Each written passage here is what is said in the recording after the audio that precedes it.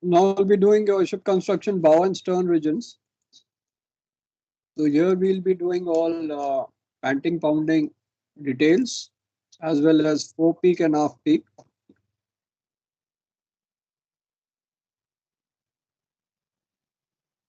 Now in your bow regions, due to pounding, your additional structural strength is to be made. And as we have done the pounding, this is at the DB level because the pounding takes place because your ship is light drafted and the vessel comes out of water and then bangs again. And that region is between the collision bulkhead to 25% of ship's length forward. So the bottom shell plating adjacent to the keel, that is in this pounding region, is thicker by 15 to 30%. Let me show you a diagram first, then I'll explain. Now, when your vessel comes out, it slams back again. So this region here, this region and the DB, that is from your collision bulkhead here. Collision bulkhead, I had explained that it is 5% to 7.5% from the forward collision bulkhead. So your forward perpendicular. So your forward perpendicular is here. That is where your vertical line is cutting your stem at the summer load line. That's your forward perpendicular. And the forward collision bulkhead is 5% to 7.5% aft of forward perpendicular. So the pounding region is from the collision bulkhead to an imaginary line which is about 25% of ship's length. There's an imaginary line here. So that is 25% or 30% of ship's length from forward perpendicular. So between this and this is the pounding region. So we are strengthening the plating here. So this plating has been strengthened by 15 to 30%. Not the keel. Keel is has the same strength from forward to aft. The plating next to the keel, that is your garboard strake and other strakes, that is strengthened in the pounding region by 15 to 30%. So when your length is less, the strengthening is more. When the length is more, then the thickness is less. Now we'll have the bifurcation of how the strengthening takes place in transversely framed DB and longitudinally framed DB. We have done transversely framing. There in the DB, you don't have longitudinals, you just have transverses. You have girders, but no longitudinals. So in a transversely framed DB, the longitudinal girder is fitted extending from top at a space of 2.2 meters. So the gap between the two longitudinal girder is 2.2 meters. And in between that, you have half height girders, which is at intermediate length. And the distance between the half height girder and the girder is 1.1 meter. I'll just explain with the diagram here. Now this is longitudinally framed. I'll show you another diagram where your transverse framing is done.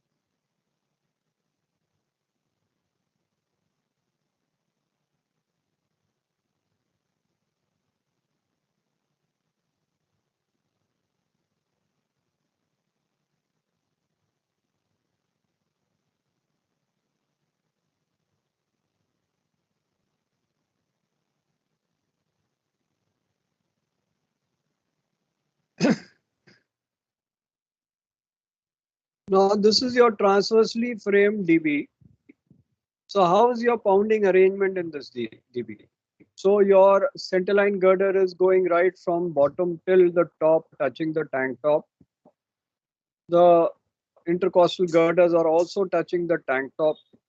So the distance between the girders here in purple is 2.2. And in between that, you have half height girders, which is not touching the top, which is half the height of this. So this is half height girder. Suppose this is 2 meters, then this will be only 1 meter height. So the distance between this intermediate girder and the centerline girder or the other intercostal girders is 1.1 meters. ये distance दोनों के बीच में है. Now this is only for transversely framed DB क्योंकि half height girder will only come in transversely framed DB. It will not come in longitudinally framed DB. इसका screenshot ले लो समझने के लिए. Just take a screenshot of this to understand.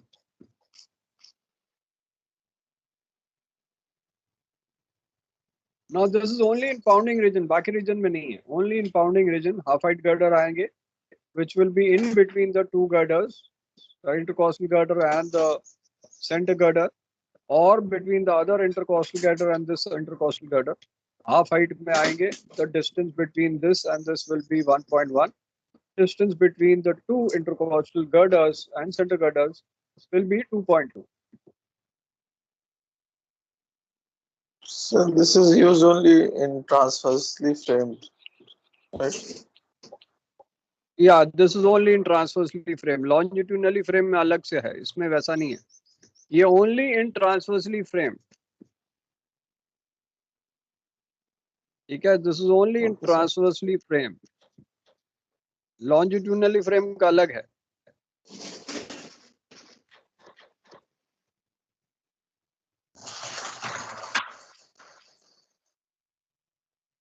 ये आपका बताया था पहले पाउंडिंग रीजन ये वाला है. ऑरेंज वाला पाउंडिंग रीजन है, which is imaginary line, which is 25% to 30% here from forward perpendicular. This is collision bulkhead. इन दोनों के बीच में पाउंडिंग रीजन है, एंड पाउंडिंग रीजन की हम स्ट्रेंथनिंग कर रहे हैं, and for counteracting the pounding stresses. तो पहला था कि हमने प्लेटिंग को थिक किया by 15% to 30% depending on chip's length. The longer length, the lesser thickness is there. The smaller length, more thickness is there.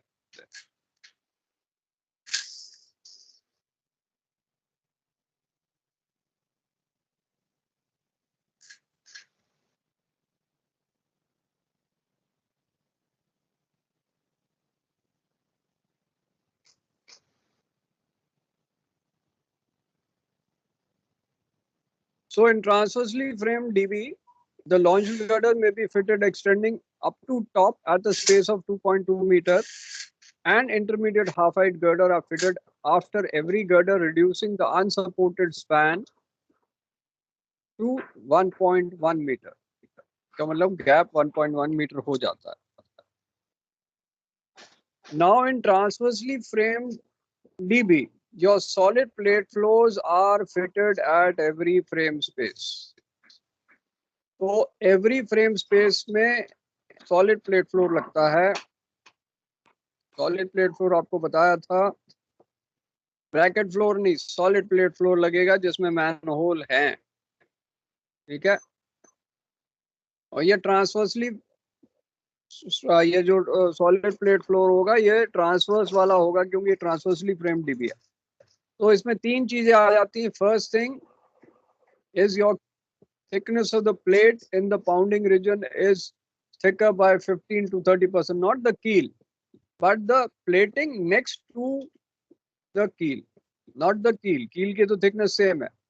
Next to the keel, the strakes are thickened by 15 to 30% depending on the length. More the length, less the thickness. Second point, the longitudinal girders will be spaced between each other at 2.2 meter, and in between the girders you will have half height girders at space of 1.1 meter between the girder and the half height girder. The third point is solid plate floors are fitted at every frame space. ये समझ आ गया, तो फिर हम longitudinal पे आएंगे. इसमें किसी को क्वेश्चन है? Anyone has a question? इसलिए मैंने रिपीट किया सब चीजें. ठीक है, तो we'll come to longitudinally framed DB now in pounding region. Now longitudinally framed DB, the spacing between frame is 700 mm. वो ट्रांसवर्स फ्रेमिंग में जो फ्रेम्स है वहां भी 700 है और यहाँ भी 700 है. ये तो हमने पहले ही किया हुआ है. पाउंडिंग रीजन में spacing between frame is 700, panting region में 610 mm है, बाकी रीजन में maximum spacing is 1 metre. Second point is in longitudinally framed DB, solid plate floors are not fitted at every frame space, but एक को छोड़ के मतलब alternate frames में लगा है solid plate floor. बीच में आपके bracket floor आएगा, क्योंकि every frame space में लगाना है ना. every frame space पे frames लगेंगे, तो एक को छोड़ के लगेगा तो उसके बीच में bracket floor लगेगा. अब फुल हाइट गर्डर का डिस्टेंस जो होगा बिटवीन गर्डर्स वो 2.1 मीटर होगा, 2.2 नहीं होगा. So full height girder are fitted at every 2.1 metre, जो यहाँ लिखाई दे रहा है. तो ये लॉन्जिट्यूडनली फ्रेम डीबी है जिसमें सॉलिड प्लेट फ्लोर लगेगा एट ऑल्टरनेट फ्रेम स्पेसेस, उनके बीच में लगेगा ब्रैकेट फ्लोर. इसमें हाफ हाइट गर्डर नहीं लगेगा. Distance between full height girders is 2.1 metre maximum. दोनों का डिफरेंस समझ आ गया? ये लॉन्जिट्यूडनली फ्रेम डीबी है, क्योंकि यहाँ देखो ये लॉन्जिट्यूडनल लगे हैं, यहाँ ट्रांसवर्स नहीं है, लॉन्जिट्यूडनल है.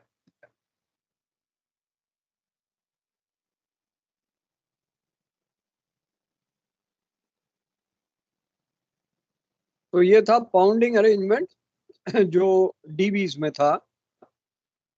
Now we will come to panting arrangement. तो panting arrangement is forward collision bulkhead. It's in the forepeak. That is your forward collision bulkhead including forepeak, and aft collision bulkhead including aft peak. दो जगह होता है painting.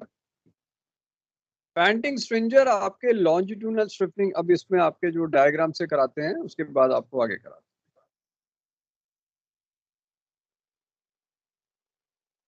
इसमें है panting वाला.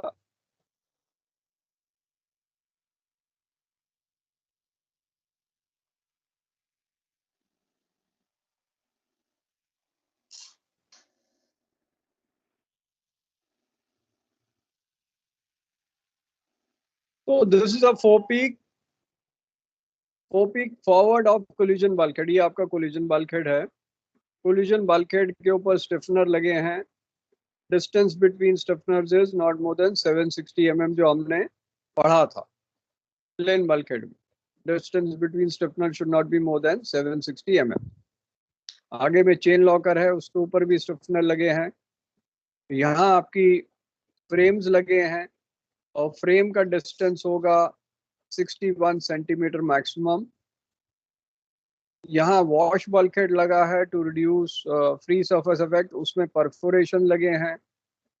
This is your panting stringer. यहाँ से ये पूरा घूम के this is a breast hook और इनको कनेक्ट कर रहा है panting beam.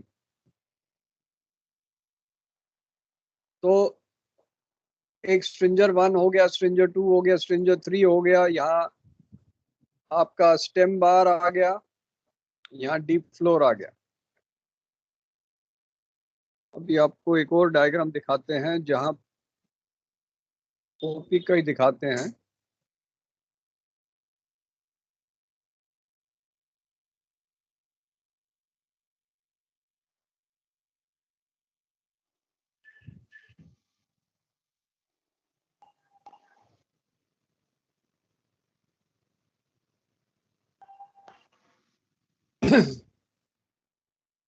when your ships are very big, तो instead of panting beam ये perforated flat आ जाता है. तो कुछ शिप्स में कॉम्बिनेशन होता है कि पैंटिंग बीम और परफोरेटेड फ्लैट हो, और कुछ शिप्स में होता है only perforated flat no panting beam, और कुछ शिप्स में होता है only panting beam no perforated flat. तो ये परफोरेटेड फ्लैट का काम भी इसको स्ट्रेंथनिंग करना है पैंटिंग बीम को, पैंटिंग स्ट्रेसेस को. तो बड़े बल कैरियर में you will have these kind of perforated flats where your perforations are there. These are the perforations. यहाँ आपका डीप फ्लोर आ जाता है, ये डीप फ्लोर है. तो longitudinal normally forward collision bulkhead के आगे जाता नहीं है. मैं डायग्राम में लिख दिया इनर बॉटम लॉन्जिट्यूडनल, वो नॉर्मली इधर लॉन्जिट्यूडनल होता नहीं. वो डायग्राम बना दिया तो ये गलत बनाया है. यहाँ फ्लोर होता है, लॉन्जिट्यूडनल नहीं होता है. यहाँ आपका स्ट्रिंजर आएगा, तो स्ट्रिंजर जो होगा वो स्ट्रिंजर प्लेट्स जो होंगी इसमें होंगी ये परफोरेटेड फ्लैट. अब आप ये देखो एक वॉश प्लेट बनी हुई है with holes, so that is perforated to reduce your free surface effect.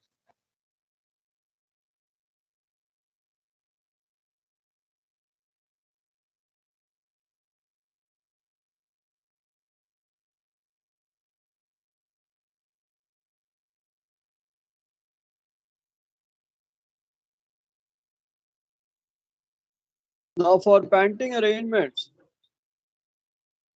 panting stringers are longitudinal stiffening members formed in closed rounded triangular shape जो हमने देखा था diagram, with side stringers on both ends and collision bulkhead at the after end. And then you have a perforated bulkhead at the center line to reduce free surface effect. That is basically your wash bulkhead. So although its main function is dedicated to cargo storage and reduction of FSC, they also add to the longitudinal strength of peak tank. Now sometimes you have angle pillars along the panting beams to join to the wash bulkhead. ये आपको इस diagram से दिखाते हैं, ये वाले diagrams. तो जब भी अगर आपको बनाना है plan of forward painting arrangement, आपको ये डायग्राम बनाना है. Now इस डायग्राम में the thing is you have this collision bulkhead here. This is the center line of the ship. Intercostal stringer is aft of collision bulkhead, जो पतले स्ट्रिंजर हैं, but बड़े स्ट्रिंजर जो पैंटिंग स्ट्रिंजर हैं वो आगे आ जाते हैं और forward collision bulkhead. So supporting the stringer is the bracket, वो जो ये है, यहाँ आपके ब्रैकेट ये दिया हुआ है, और डॉटेड लाइंस जो है दैट इज स्टिफनर. अब ये पैंटिंग बीम आ गया जो ये है. तो अगर मैंने इसका स्लाइस काट के इसको सामने की तरफ रखा और मैंने यहाँ से सपोज इसको यहाँ से देखा, तो उसका व्यू ये है, टॉप व्यू ये है, और this is the front view. That means we are viewing from inside the tank. कैसे दिखेगा? सो ये साइड फ्रेम आ गया. साइड फ्रेम पे panting stringer is this one. ये पैंटिंग स्ट्रिंजर बना है, ये पैंटिंग बीम बना है. This is the wash bulkhead. तो ये वॉश बल्कहेड सीधे रहेगा because we are seeing from this end, front end. ये टॉप एंड है. एंगल पिलर टॉप एंड से तो ऐसे दिखेगा, फ्रंट एंड से एंगल पिलर ऐसे लगेगा. तो this is the top view and this is the side view. इसके नीचे ब्रैकेट ये है, जो ब्रैकेट ये लगा है.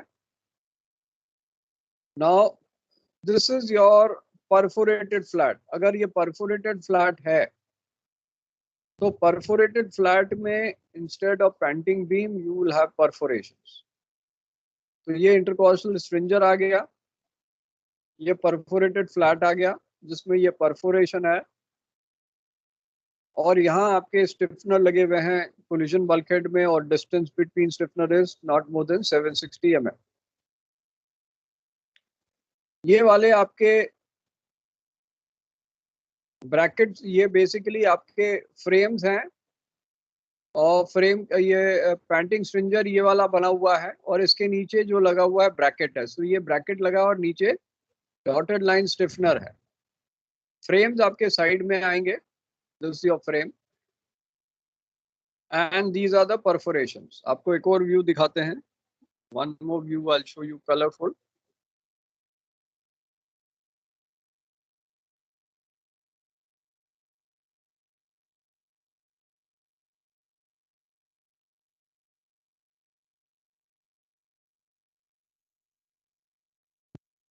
So this is your intercostal stringer, this is the panting stringer, उसके नीचे ये ब्रैकेट लगे हुए हैं, dotted lines stiffener, this is your collision bulkhead और उसके ऊपर स्टिफनर लगे हैं, दिस इज पैंटिंग बीम और ये पर्पल में एंगल स्ट्रट और एंगल पिलर ये है।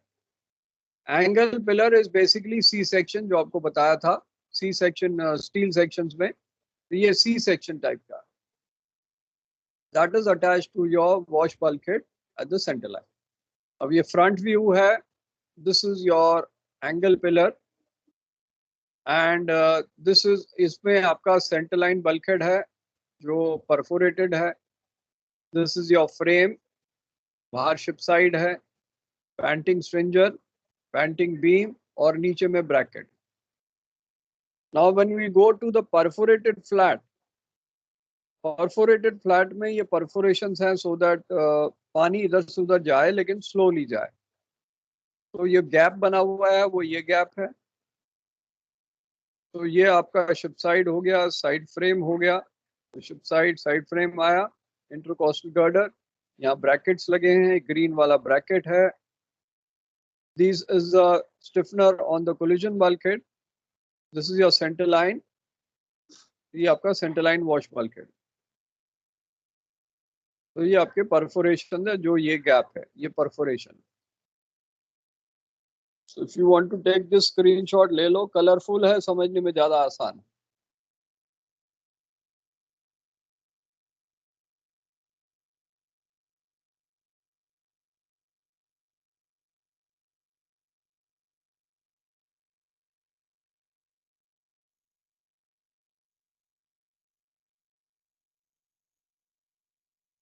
एग्जाम में आ चुका है कई बार, प्रिपेयर द, कई बार आता है make the panting beam in the forepeak, तो फोपिक नहीं बनाना, पैंटिंग अरेंजमेंट ये बनाना।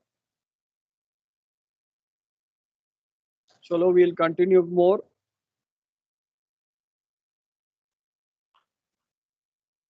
अब इसकी थ्योरी पे आते हैं। So panting syringes are longitudinal stiffening members formed in the closed round triangular shape by the side stringers on both sides and the collision bulkhead at the aft end. Perforated bulkhead is existing at the center line. Main function is for cargo storage and reduction of FSC and providing longitudinal strength to forepeak tank.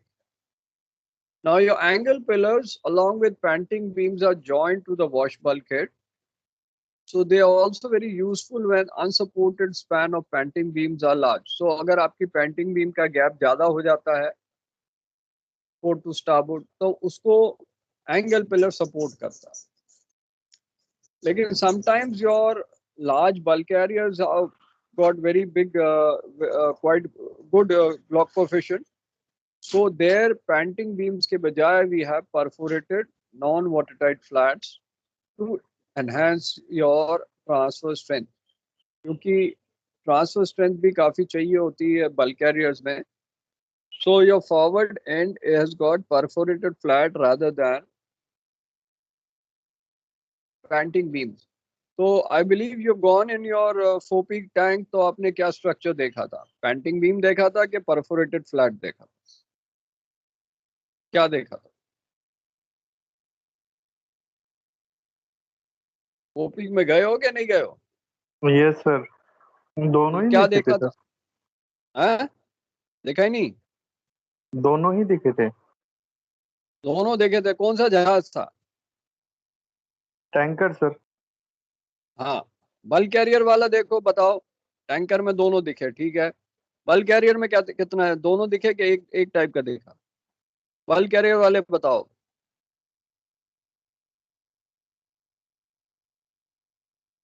Bulk carrier वाला कोई गया ही नहीं अंदर, ऊपर ही रहा क्या? Bridge bridge watch ही रखा है क्या?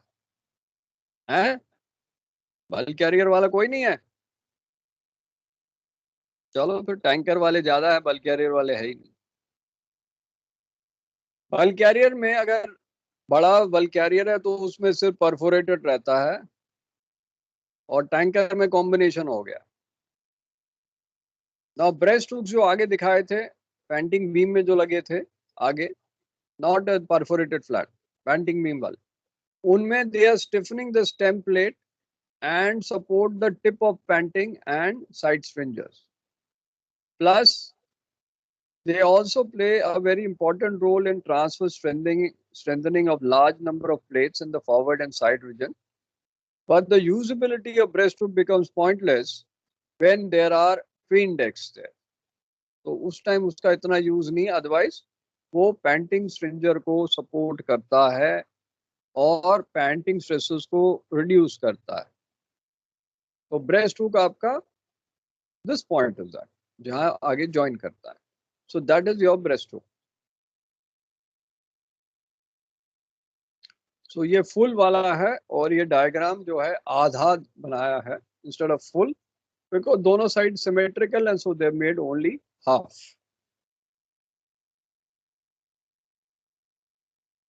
ये छोड़ दो, ये डायग्राम ठीक नहीं। अब आता है आफ्ट एंड में कैसे होगा।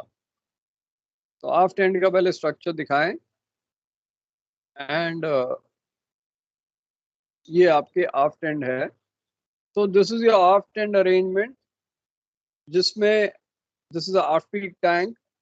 आफ्ट पीक टैंक में आपका पेंटिंग अरेंजमेंट होगा या नहीं होगा, सिर्फ यही होगा। So this is your stern frame, ये आपका जो बना हुआ है ये स्टर्न फ्रेम है। And this is your stern tube, यहाँ लगता है प्रोपेलर शाफ्ट लगेगा, और यहाँ आपका प्रोपेलर लगेगा, यहाँ आपका रडर लगेगा। सो ये वाला जो टाइप ऑफ स्टर्न फ्रेम है ये बैलेंस रडर का है। When we do balance rudder तब आपको सारा बताएंगे क्या क्या पार्ट। सो यहाँ आपका स्टीयरिंग फ्लैट आता है, रडर ट्रंक है, वर्टिकल स्टिफनर्स है, ये फ्लैट ट्रांसफॉर्म स्टर्न है, फ्लैट स्टर्न। एक होता है राउंडेड और एक होता है फ्लैट। राउंडेड में गुलाई होता है, कैंट बीम्स आते हैं, वो आपको बताएंगे। और ये सेंटरलाइन बल्कहेड है, इसकी डिटेल हम आफ्टर स्ट्रक्चर में करेंगे।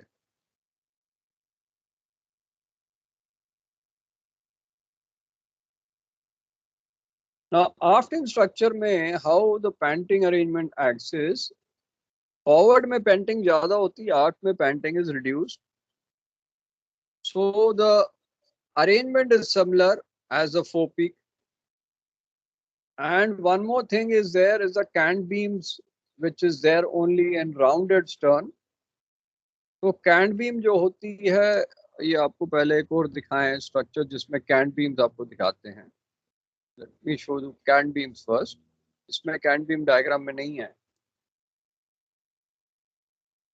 यहाँ नहीं है, तो आपको पहले कैंट बीम दिखाते हैं।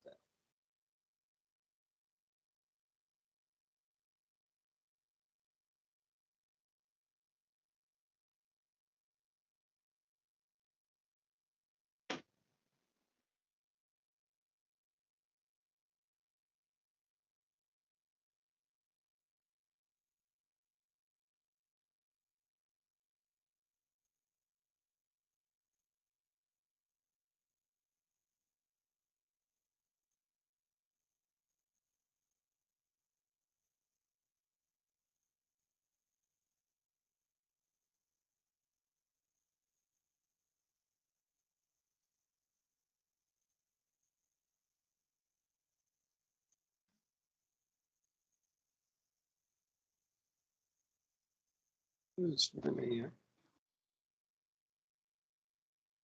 फिटिंग्स में थी क्या? फल स्ट्रक्चर में नहीं थी,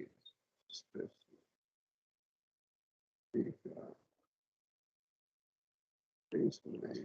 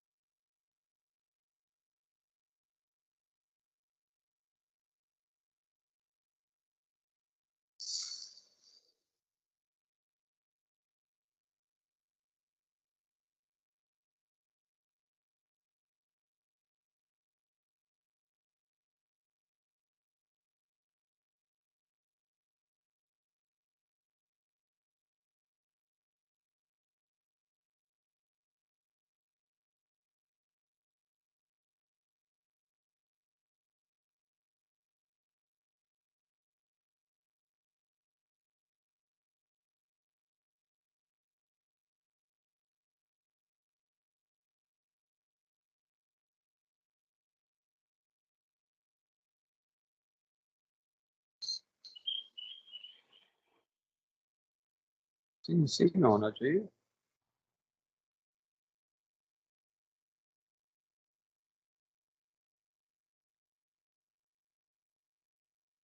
हाँ, ये डायग्राम है।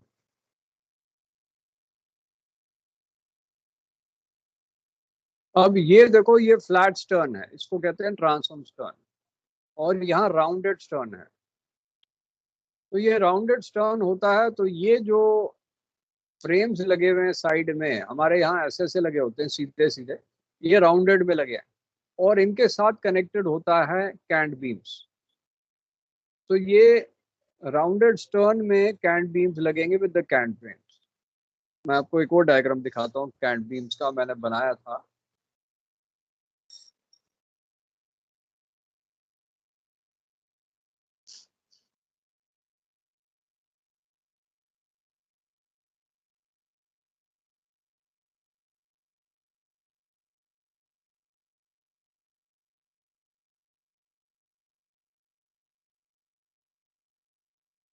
तो ये वाला, जैसे ये राउंडेड स्टर्न है, ये जो बीम ऐसे लगे हैं जैसे हमारी चक्रील बनी हुई है तिरंगे में, तो ये जो स्पोक्स लगे होते हैं इसको हम कहते हैं कैंट बीम, और जिससे कनेक्टेड होते हैं वो कैंट फ्रेम है।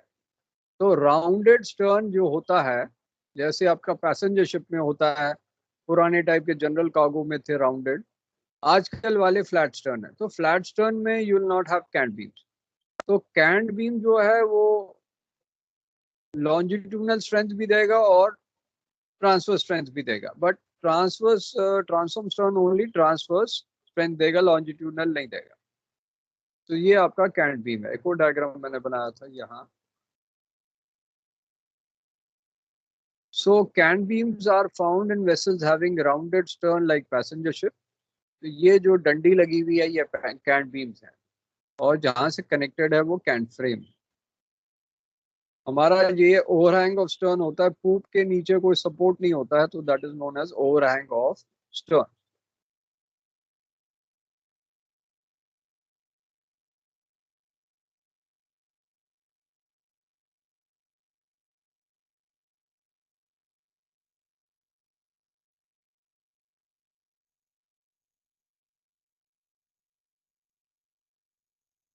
So one of the interesting features in the aft area for rounded sterns are cant beams. They provide longitudinal as well as transverse strength to the arrangement. ये poop deck के नीचे आएंगे, poop deck के नीचे cant beam लगी होती है अगर rounded stern हो तो।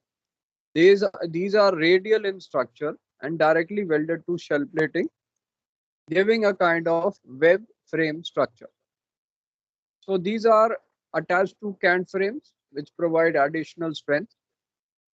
Plus, you have solid floor existing at every frame space, which are connecting to centerline girder.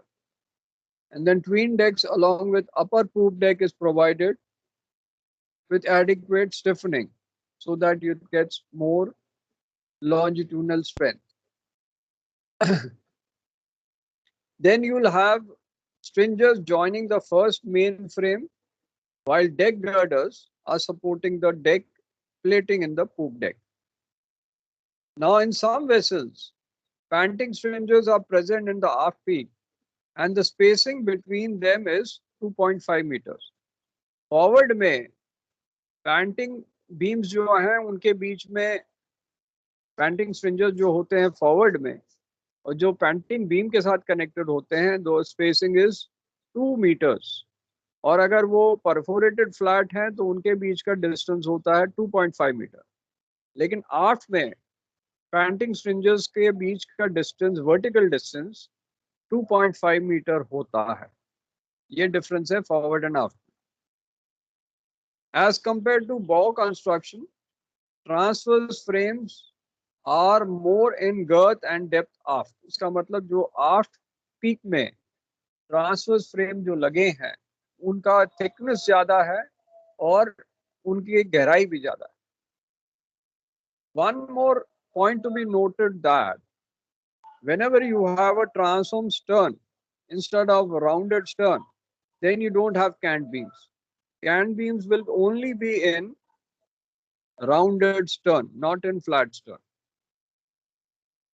So the transom plate will be well stiffened vertically to resist local loads in commendable structure. या भी ये जरा मैं आपको उसमें YouTube इसमें भी दिखा देता हूँ राउंडेड स्टर्न क्या होता है in Google by actual photograph and transform stern भी दिखा देता हूँ.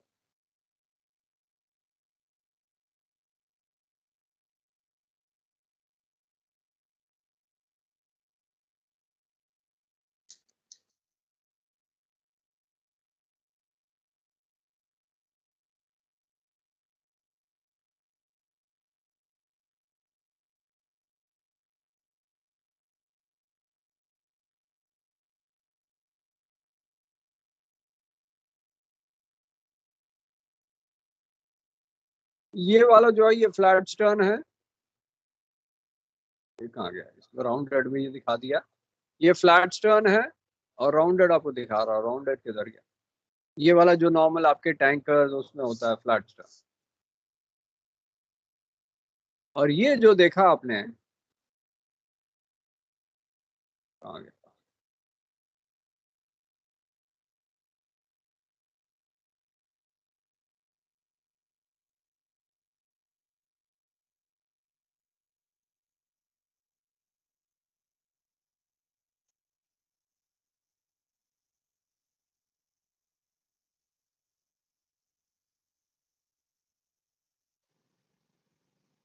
जैसे ये टग का राउंडेड स्टर्न है, ये पैसेंजर शिप का राउंडेड स्टर्न है.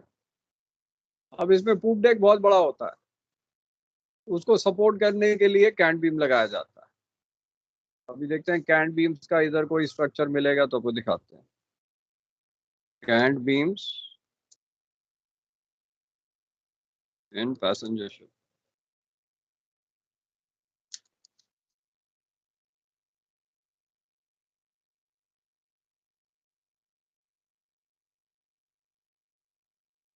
तो ये जो है ऐसा वाला आपका कैंट बीम्स आएगा. ये वाला फ्लैट स्टर्न का है और ये कैंट बीम्स इसमें लगा है.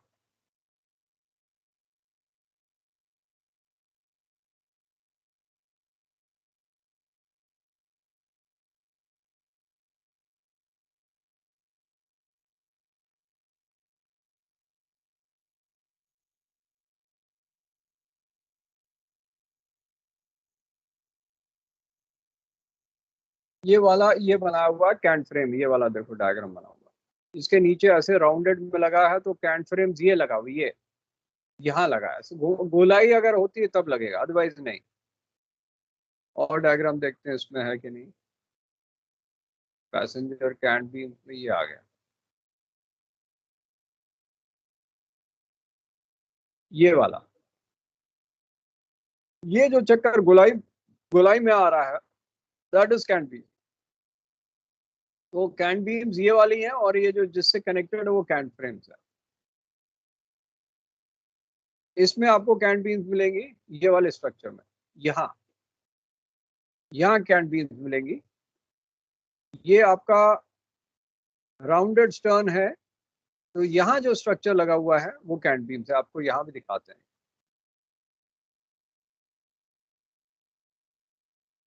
ये आपकी टैंक बना हुआ है. तो यहाँ आपके नॉर्मल बीम्स लग गए हैं और अगर गोलाई होती है तो कैंट बीम यहाँ लगेगी.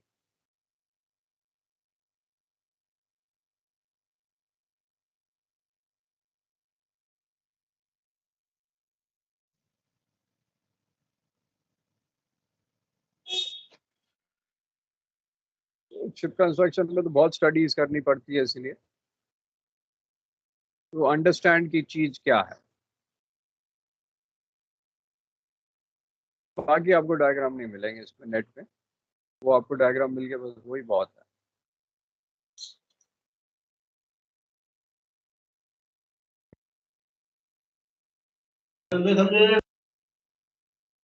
हाँ क्या बोल रहे थे?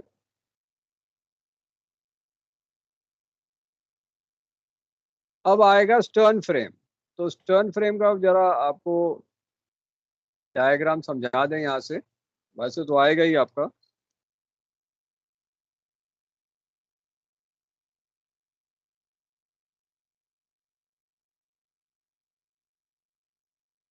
तो स्टर्न फ्रेम बेसिकली ये जो सेक्शन आ रहा है इसको स्टर्न फ्रेम कहते हैं। ये जो सेक्शन आया ना, ये स्टर्न फ्रेम है। तो ये आपको दिखा देते हैं, ये आपका 3D स्ट्रक्चर आ गया।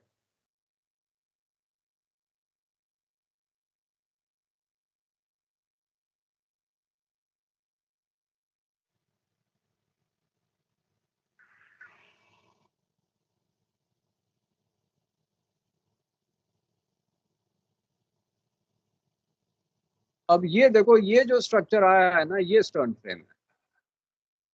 तो यहाँ जो है ये अनबैलेंस रडर है, जहाँ कनेक्टेड है ये अनबैलेंस रडर का है, और ये सेमी बैलेंस रडर का टर्न फ्रेम है। तो यहाँ का सोल पीस ये वाला जो है, यहाँ आपका सपोर्ट होता है आपकी का, यहाँ आपका प्रोपेलर पोस्ट है, प्रोपेलर को सपोर्ट करता है, ये आर्क है, और इसमें सिंगल स्क्रू मतलब एक ही प्रोपेलर लगेगा, यहाँ रडर लगेगा। एंड ये वाला जो है ये सेमी बैलेंस का है। ये मैं आपको बैलेंस सेमी बैलेंस ये बाद में बताऊंगा। और ये आपके स्टर्न्स दिखाए हुए हैं, कैंट फ्रेम्स यहाँ लगाया हुआ है, ये देखो कैंट फ्रेम्स लगाया हुआ है, और यहाँ आपके नॉर्मल फ्रेम्स हैं, और ये कैंट फ्रेम्स ये लगे हैं। तो जो बीम यहाँ लगा हुआ है वो कैंट बीम्स है, ये नॉर्मल बीम्स।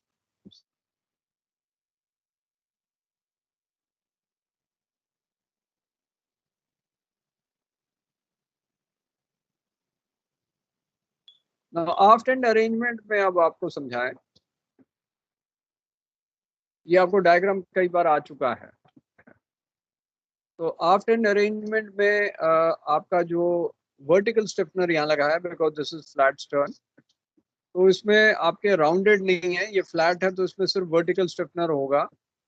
सॉलिड फ्लोर यहाँ होगा, रडर ट्रंक होगा, जिससे रडर ट्रंक के थ्रू आपका जो रडर का सेक्शन यहाँ जाता है फॉर द स्टीयरिंग गियर, तो मैसेजेस जाते हैं। अभी आपको रडर जब कराएंगे, rudder trunk and other parts we will be doing when we do rudder.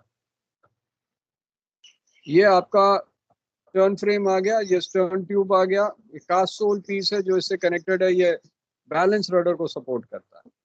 This is your stern tube, यहाँ कनेक्टेड है, इसके नीचे अंदर में प्रोपेलर शाफ्ट है, ये आउट पीक है।